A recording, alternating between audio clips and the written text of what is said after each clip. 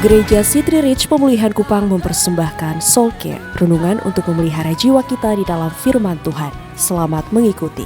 Lalu saudara tanya, jadi apa buktinya kalau Tuhan mengasihi saya? Kalau dia mengasihi, mengapa dia delay? Kalau dia mengasihi Lazarus, mengapa dia delay? Kalau dia mengasihi saya, mengapa dia belum jawab? Apa buktinya bahwa Tuhan mengasihi saya? Alkitab bicara jelas, tidak ada kasih yang lebih besar daripada kasih dari seseorang yang memberi nyawanya bagi sahabat-sahabatnya. Buktinya jelas, salib. Kalau engkau butuh bukti kasih, bahkan untuk salib ini saja butuh delay, butuh proses 2000 tahun. Dan saya kasih saudara ayatnya di dalam 1 Petrus, dan Petrus jelaskan ini kepada kita. Sekalipun kamu belum pernah melihat dia, namun kamu mengasihinya, yaitu Yesus. Kamu percaya kepada dia sekalipun kamu sekarang tidak melihatnya. Kamu bergembira karena sukacita yang mulia yang tidak terkatakan. Karena ayat 9, kamu telah mencapai tujuan imanmu, yaitu keselamatan jiwamu. Petrus bilang ini, kamu senang, kamu bahagia, kamu cinta Yesus, kamu melayani dia, kamu ikut dia karena kamu sudah selamat, kan? Oh, karena kamu sudah diselamatkan.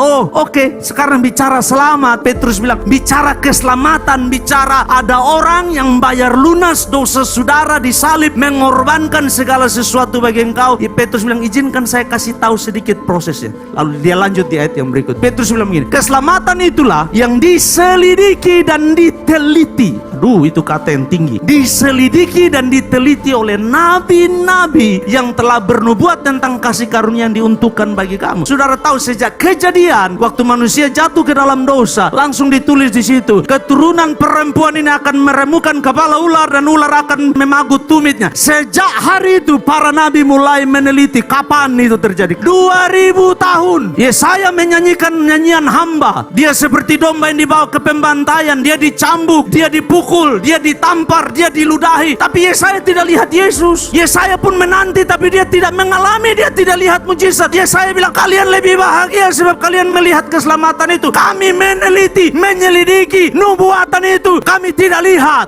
Kalau hanya doa yang belum dijawab, jangan menyerah Bapak Ibu Saudara. Kalau hanya agendamu saja yang belum terselesaikan, jangan membelakangi Allah. Kalau hanya karena keinginanmu belum dipenuhi oleh Allah, jangan menghujat dan menghina Tuhan. Dan mereka meneliti dua hal yang mereka teliti, cek baik-baik. Apa yang diteliti? Yang pertama, saat yang mana, sedang bicara waktu. Kapan terjadi? Kapan Mesias itu datang? Kapan dia datang dan menyelamatkan kita? Yang kedua, bagaimana caranya kita diselamatkan?